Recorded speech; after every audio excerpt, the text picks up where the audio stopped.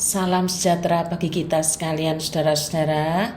Saya berdoa, saya berharap saudara-saudara menikmati berkat dari Kristus, menikmati pemeliharaannya dan perlindungannya dari yang jahat. Dan saudara-saudara selalu membuka diri bagi Kristus dan firman-Nya. Seseorang berkata begini kepada saya itu sebenarnya orang baik. Hanya saja ada godaan yang terlalu kuat dalam diri saya yang saya tidak kuasa untuk menolaknya. Saya jadi pusing dan sakit kepala kalau tidak melampiaskan emosi saya.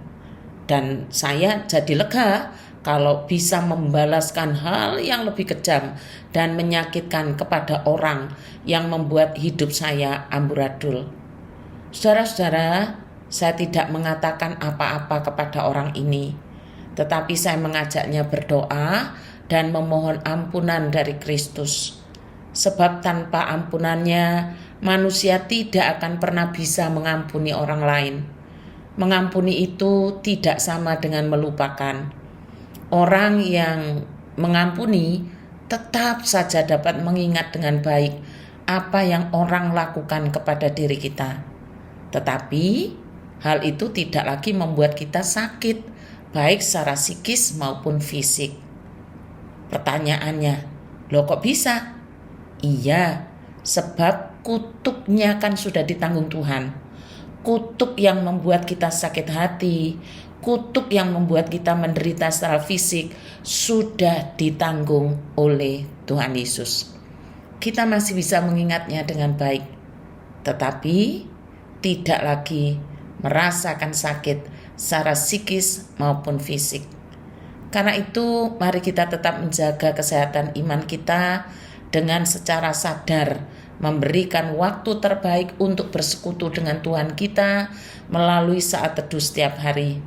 Saat teduh kita hari ini dari Kisah Para Rasul 19 ayat 10. Sabda Tuhan demikian.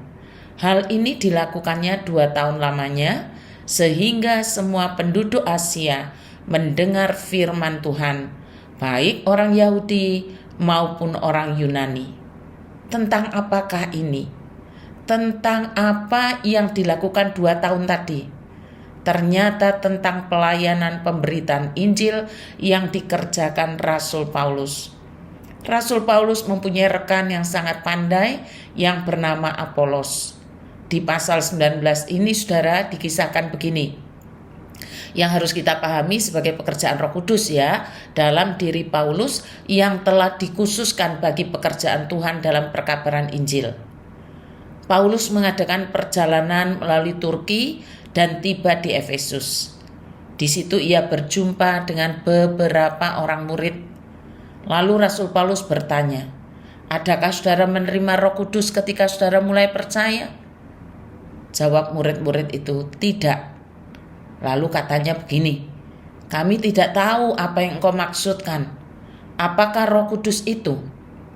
Saudara-saudara, memang Roh Kudus baru dinyatakan dalam sejarah, yang dicatat dalam Kisah Para Rasul ini, di mana pada waktu itu belum banyak murid-murid Tuhan yang kenal.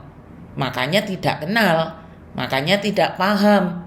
Sehingga ketika Paulus menyebutkan tentang Roh Kudus, nggak nyambung dengan para murid di sana. Kita sekarang tidak boleh demikian, sebab sebelum saudara-saudara dibaptis, sudah diajarkan tentang siapa Roh Kudus itu.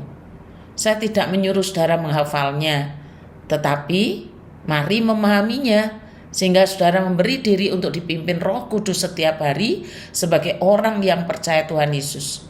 Kalau ada yang lupa, saudara-saudara bisa menanyakannya. Banyak kok kesempatan untuk bertanya jawab. Semua bergantung saudara, ada kemauan atau tidak. Kita lanjutkan tentang Paulus di Kisah 19 ini.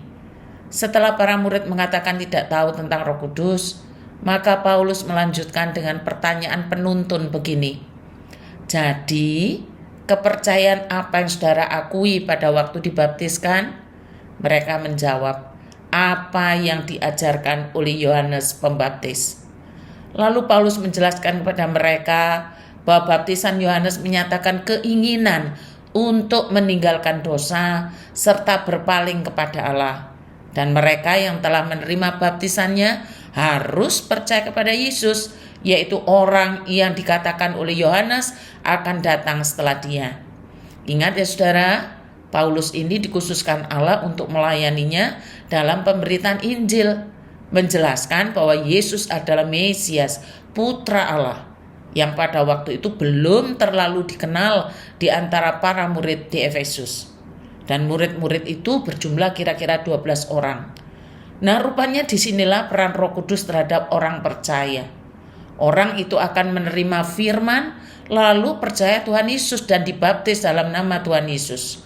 Dituliskan begini saudara, setelah mendengar hal ini, mereka dibaptiskan dalam nama Tuhan Yesus. Ketika Paulus menumpangkan tangan di atas kepala mereka, Roh Kudus turun ke atas mereka dan mereka berbicara dalam bahasa-bahasa asing serta bernubuat. Bernubuat di sini berkhotbah, memberitakan Injil. Peran Roh Kudus ini tidak pernah mandek. Peran Roh Kudus sampai hari ini dan selama-lamanya dalam diri orang percaya, yaitu menerima firman, lalu percaya Tuhan Yesus dan dibaptiskan, lalu menjadi saksi bagi Tuhannya. Setelah pelayanan di Efesus, kemudian Paulus pergi ke rumah ibadat dan setiap hari Sabat selama 3 bulan ia mengajar dengan berani, mengemukakan kepercayaannya disertai dengan alasan-alasannya dan meyakinkan orang supaya mereka percaya kepada Yesus. Apakah semua orang otomatis percaya Tuhan Yesus? Jawabannya tidak. Tidak semua orang beroleh anugerah Roh Kudus. Dicatat begini saudara, tetapi beberapa orang menolak ajarannya dan menentang Kristus secara terang-terangan. Karena itu, Paulus tidak mau lagi mengajar mereka. Orang-orang yang percaya diajaknya mengadakan persekutuan tersendiri di ruang kuliah Tiranus dan setiap hari ia mengajar di situ. Rasul Paulus tidak pernah menjadi kapok karena penolakan orang-orang tertentu. Sebaliknya ia terus bersaksi dengan mengajar orang yang beroleh anugerah Roh Kudus. Karena itu dicatat dalam ayat 10 begini, ini berlangsung selama 2 tahun sehingga semua orang-orang di Asia Kecil, baik orang Yahudi maupun orang Yunani, mendengar firman Allah. Saudara-saudara, Roh Kudus yang diberikan kepada setiap orang percaya adalah untuk menyaksikan Kristus, bukan memaksa orang untuk percaya. Sebab soal percaya itu adalah keputusan pribadi yang dirahmati oleh Roh Kudus. Karena itu tidak otomatis orang menjadi percaya. Sebaliknya, ketika menghadapi penolakan, janganlah perhatian atau fokus kita kepada yang menolak, tetapi kepada mereka yang memang digerakkan Roh Kudus untuk percaya Tuhan Yesus. Ingat, mandat ilahinya adalah agar semua orang mendengar firman.